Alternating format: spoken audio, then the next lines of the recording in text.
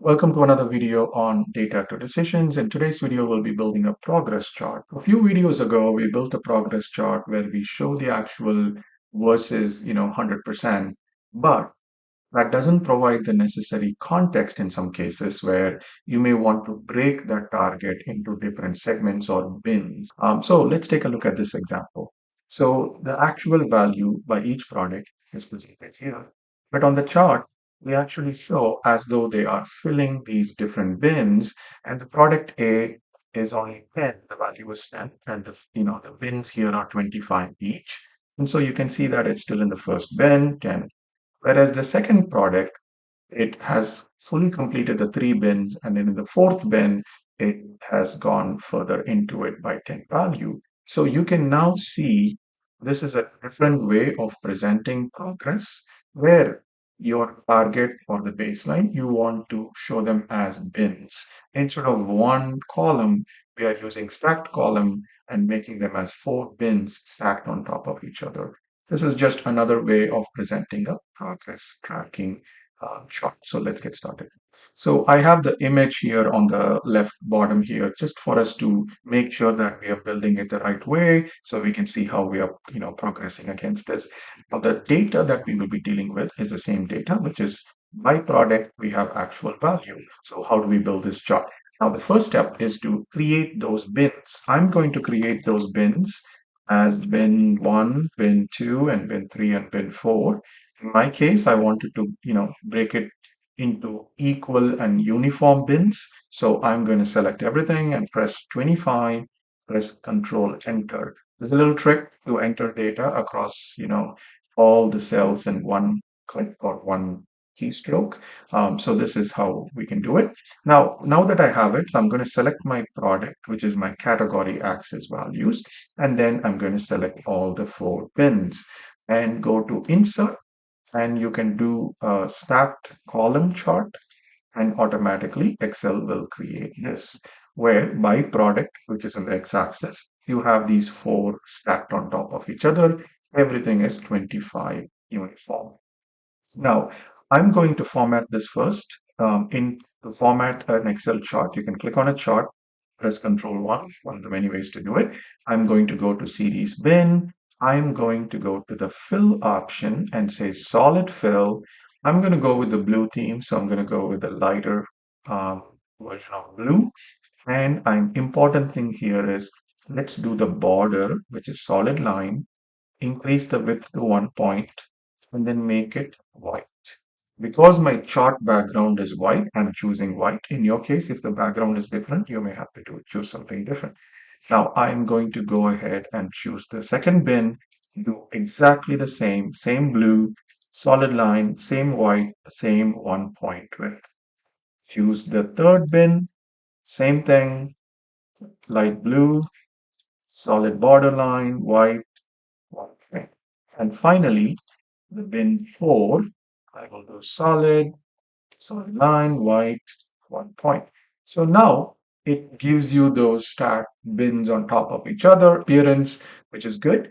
And then I'm going to right click on the format grid lines and remove them just to make it clear. Now we have these bins. Now it's time to enter the actual values.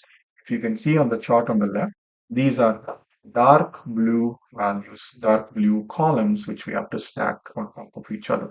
So in order to do so, we need more calculations. So I'm going to go on the chart here. I'm going to start creating bin 1A for actuals. So the bin 1 will be a very simple formula to say minimum of actual value, which is in cell C3, comma, the size of my bin. I can hard code these formulas very easily because it's all 25, but I'm writing them as formulas with references because in your case, you don't have to use the 25 bins. You could do something different. So that's why I'm making the formulas more cell reference based. So minimum of the actual value and the size of the first bin. So now enter, drag them along, and now you have the first bin actual. We'll have to do the bin 2 actual. This one will be minimum of, I'm going to say actual minus Because we have already filled the first bin at the bottom, so I want to subtract it, comma, the size of the second bin. And now we'll test this. So for example, product A is actual is 10. So the bin 1A will be 10, bin 2A will be 0 because we've already filled the 10. Now product B, 85 is the actual, so you want to keep filling the bins. Even the second bin should be fully there. Product C is 40. We've used the 25 in the first bin. Remaining 15 is moved to the second bin. So it looks like it is working correctly. So we will do one more test, but so far it looks good. So I'm going to do minimum actual minus bin 1A, which is already allocated, minus bin 2A, already allocated, comma, compare this value with the size of my bin 3. That's it. Okay. Same. Now I'm hoping that you're seeing the pattern for our calculations. I meant bin, not Bing. So let's do that. Minimum of actual minus what is allocated already in 1A minus what is already allocated in 2A minus what is already allocated in 3A, comma, the size of bin 4. That's it. So we have everything we need. Now I'm going to use these in our chart now. So I'm going to right click on the chart, select data, and I will add, we can name it the same way, bin 1A. I will add these values, bin 2A, add these values, bin 3A, add these values, bin 4A, add these values. So everything that we need for the chart is ready, but the chart is not ready itself because it doesn't look like what we want. Now here's the trick. Right click, change chart type. If it looks like a stacked column, make sure you go to combo. And here's where everything is important. So I'm going to make it clearly visible to you so you can see all the 8 series. What we want to do is the bin 1, 2, 3, 4, they should still remain stacked column like they were before, right? So now you see that the little light blue bins are stacked on top of each other, exactly what we want. Now the bin 1A, 2A, we don't want them to be lines. We do want them to be stacked column, okay? But I want them in the secondary axis. Okay, I'm just going to click on all the 4 to be the secondary. I'm going to make all of them to be stacked columns. Okay, so now it looks better. So just to recap, the first 4 bins, which are nothing but our background bins, 25, 25, 25, they should be stacked column, primary axis. The other 4 actuals, they should be stacked column, but secondary axis. That's okay. We have this view now. Now it's about just changing the colors. So I'm going to go into our side panel here and say bin 1A, solid fill. I'm going to choose one of the darker blues. Again, make sure that the borders are given. So solid line, white border, 1 point. Same thing, go to 2A, solid fill, solid line. Excel remembers the last color used, so it kind of helps. You don't have to go and do it again and again.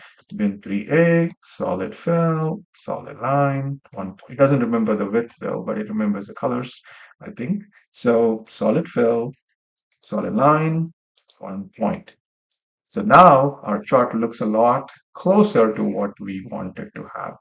The one piece we don't have yet is the label. So we'll come to that. But before that, just remove the legend. It's not really relevant here. Click on the secondary axis and remove or delete, press the delete key. It removes the secondary axis. So now everything looks good. Now let's talk about how to add the label. So there are multiple ways to add the label. So I can add the label to the bottom bin 1A. So I can go to bin 1A. So you see that it's selected. Now go to the plus and add the data label. The catch here is that the label value is not correct. We want the actual. So the column C here, that's what we want here. So we will go, it's very easy to do that in Excel with the label selected. If you don't have it selected, go to the drop down. Make sure you choose the one that says data labels. Go to the label options. uncheck the value. Instead, check the value from cells option.